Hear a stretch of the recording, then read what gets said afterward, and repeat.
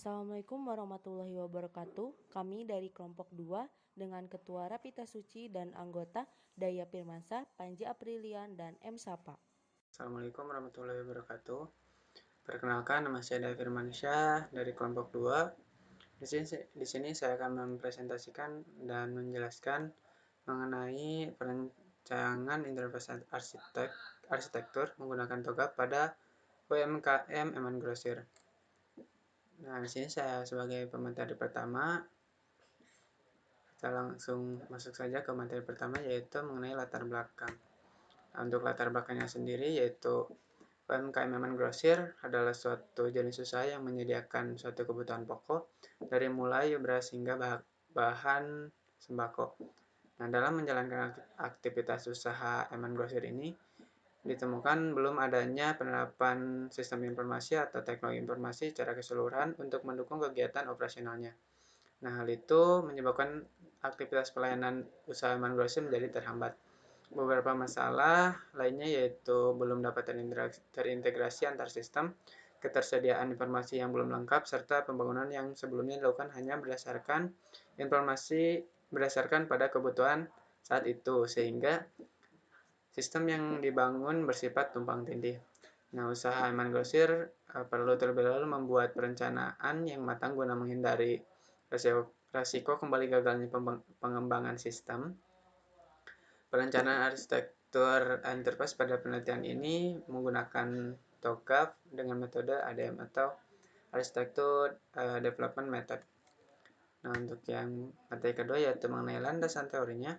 Di sini ada 3 poin sebenarnya. Ada Arsitektur Enterprise sama TOGAF ADM dan ADM-nya. Nah, untuk Arsitektur Enterprise itu sendiri adalah sebuah sistem antara manajemen, proses bisnis, dan teknologi informasi. Hal ini menggambarkan bahwa sebuah fondasi manajemen sebuah bisnis harus dibentuk dan memiliki sebuah aturan, standar, dan siklus hidup serta informasi untuk mengoptimalkan dan memelihara lingkungan organisasi yang ingin menciptakan sebuah bisnis yang solid dan mempunyai portofolio yang baik.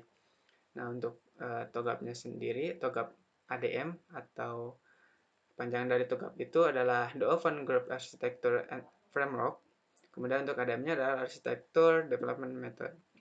Nah, untuk TOGAF-nya itu merupakan hasil sebuah praktisi arsitektur dalam sebuah instansi. Kemudian untuk ADM-nya sendiri atau Architecture Development Method adalah metode generik yang berisi sekumpulan aktivitas yang mempresentasikan progresi dari setiap fase ADM dan model arsitektur yang digunakan dan dibuat selama tahap pengembangan arsitektur enterprise. Untuk yang selanjutnya akan dijelaskan oleh teman saya. Saya pamit undur diri. Wassalamualaikum warahmatullahi wabarakatuh.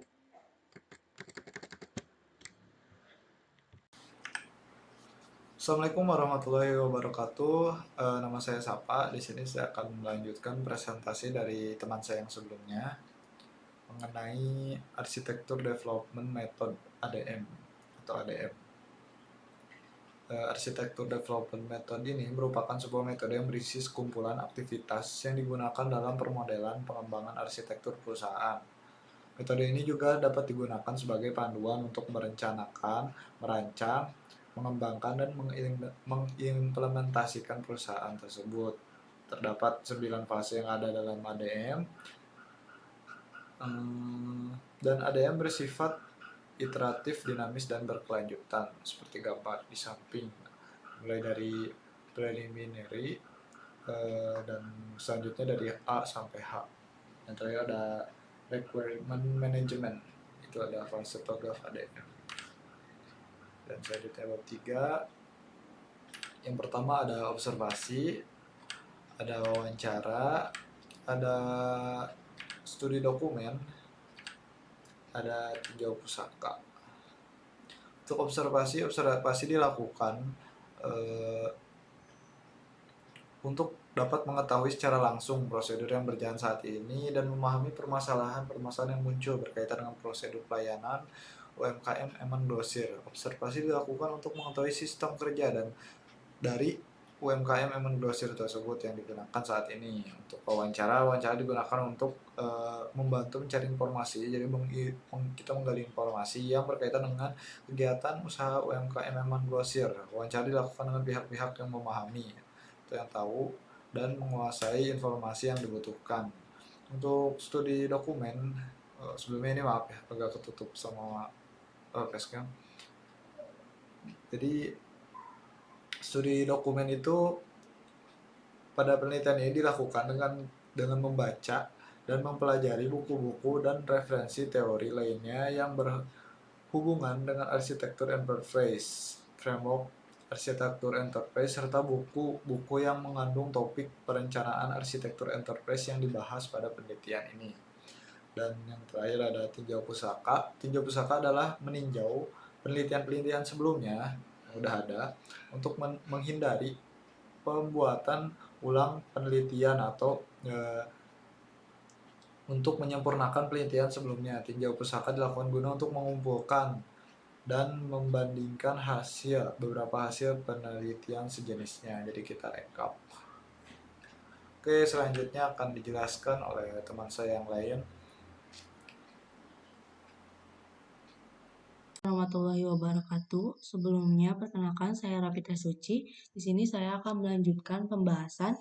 Di sini saya akan menjelaskan bab 4 tentang pembahasan, di mana pada bab ini saya akan menjelaskan tentang bagaimana perancangan enterprise arsitektur menggunakan TOGAF ADM. Studi kasusnya yaitu Eman Grosir. Nah, pada bab ini saya akan menjelaskan beberapa tahapan-tahapannya. Nah, pada tahap pertama di sini ada preliminary fase, di mana pada fase ini ada beberapa tahapan, yaitu ada prinsip-prinsip perancangan arsitektur dan identifikasi 5W 1H. Nah, berikut adalah prinsip katalog atau prinsip perancangan arsitektur pada Eman Grosir, di mana di sini dibagi menjadi 4 prinsip. Ada prinsip bisnis, aplikasi, prinsip data, dan prinsip teknologi. Nah, setelah kita melakukan prinsip katalog atau prinsip perancangan arsitekturnya, kita lanjut kepada identifikasi 5W 1H. Nah, di mana di sini ada what, yaitu ada data barang dan data pencatatan keuangan. Nah, di sini ada who. Who itu adalah pemilik Eman Grosir. Nah, di sini ada where. Where-nya itu adalah Eman Grosir di Jalan Bantar Gadung, Kabupaten Sukabumi. Dan ada when, yaitu pembuatan sistem usaha UMKM. Dan ada why. Kenapa? Karena kurangnya efisiensi dan dari kinerja usaha penjualan dan menyediakan penjualan secara online untuk meningkatkan penjualan. Bagaimana perancangan arsitektur TOGAF ADM. Nah, setelah kita melakukan pada tahap ini, kita lanjut ke tahap selanjutnya, yaitu arsitektur vision, di mana pada fase ini digunakan untuk menentukan perancangan enterprise arsitekturnya. Nah, yang digambarkan oleh beberapa artefak, dan salah satunya adalah value chain diagram. Nah, berikut ini adalah value diagram usulan kita untuk Eman Grosir. Nah, setelah kita melakukan arsitektur vision, kita lanjut ke bisnis arsitektur. Nah, di mana bisnis arsitektur ini adalah pada fase ini digambarkan oleh beberapa artefak, salah satunya yaitu Archimedes yang digunakan untuk menggambarkan layanan proses bisnis atau proses bisnis yang sedang berjalan pada suatu perusahaan tersebut. Nah, berikut adalah gambaran yang dibuat oleh kita untuk UMKM Eman Grosir menggunakan Archimedes tersebut, yaitu business use case. Nah, setelah melakukan basis arsitektur ini, kita itu bakal lanjut ke tahap selanjutnya, yaitu information system arsitektur, di mana informasi sistem arsitektur ini ada beberapa tahapan. Yang pertama itu ada arsitektur aplikasi, yang kedua itu ada arsitektur data, di mana keduanya itu memiliki fungsinya masing-masing. Nah, untuk arsitektur aplikasi itu adalah di mana untuk mengolah sebuah data yang ada. Nah, sedangkan arsitektur data itu yaitu komponen data untuk digunakan oleh aplikasi, lalu digunakan oleh aplikasi untuk menghasilkan sebuah sistem informasi.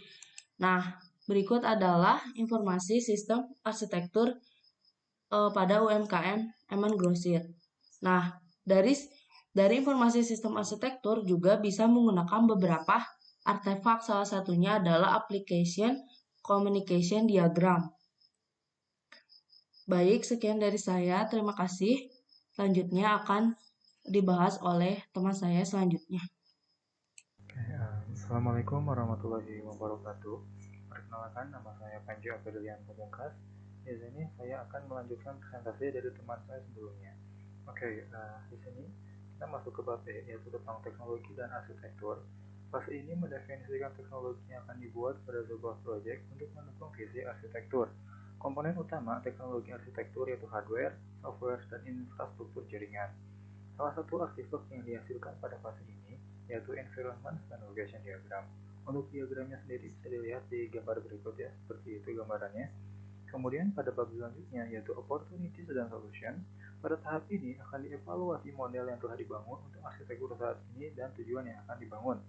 Identifikasi proyek utama yang akan dilaksanakan untuk mengimplementasikan arsitektur tujuan tersebut. Kemudian pada migration planning, pada fase migration planning ini akan dilakukan analisis risiko dan biaya. Tujuan dari fase ini adalah untuk memilih proyek implementasi yang bervariasi menjadi urutan prioritas. Kemudian pada implementation governance, pada fase ini mencakup pengawasan terhadap implementasi arsitektur itu sendiri. Kemudian arsitektur change management. Fase ini mencakup penyusunan prosedur-prosedur untuk mengelola perubahan ke arsitektur yang baru. Kemudian fase terakhir yaitu requirements management, menguji proses pengelolaan arsitektur requirement sepanjang siklus ADM berlangsung. Kemudian kita akan masuk ke bab 5, itu bab terakhir, itu tentang kesimpulan. Jadi kesimpulan yang dihasilkan dari presentasi kelompok kami adalah yang pertama, UMKM perlu diterapkan Enterprise Architecture atau EA untuk membantu mencapai visinya. Dalam kasus ini, yaitu mencapai transformasi digital. Hal ini dikarenakan EA dapat menyelaraskan sisi bisnis yang ada dengan IT.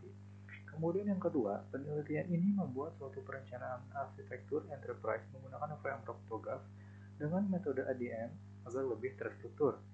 Kemudian, hasil target arsitektur bisnis dan sistem informasi berguna untuk mendukung proses bisnis dan sistem informasi agar lebih mendukung.